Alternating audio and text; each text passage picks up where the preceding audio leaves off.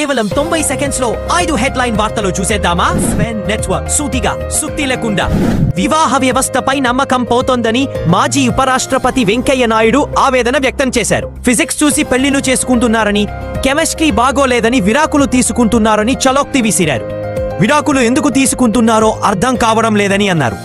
AI రంగంలో ఆధిపత్యం కోసం తీవ్రమైన పోటీ నడుస్తోంది. ఒకే ఒక్క కీలక ఉద్యోగిని తమ సంస్థలోకి తెచ్చుకోవడానికి మెటా సీఈఓ మార్క్ జుకర్బర్గ్ ఏకంగా 12,500 కోట్లకు పైగా ప్యాకేజీని ఆఫర్ చేసినా ఆయన తిరస్కరణకు గురయ్యారు. ఈ పరిణామం టెక్ వర్గాల్లో తీవ్ర చర్చనీయాంశమైంది.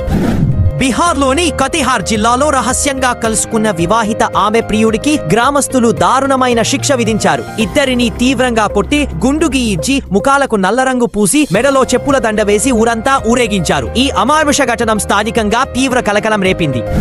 ఒక కేసుకు సంబంధించి కౌంటర్ అఫిడేవిట్ దాఖలు చేయడంలో పదే జాప్యం చేస్తున్న ఈడీ తీరుకు మద్రాసు హైకోర్టు 30,000 జరిమానా విధిస్తూ కీలక ఆదేశాలు జారీ చేసింది. మరింత గడువు కావాలంటే జరిమానా చెల్లించి తీరాల్సిందే అని స్పష్టం చేసింది.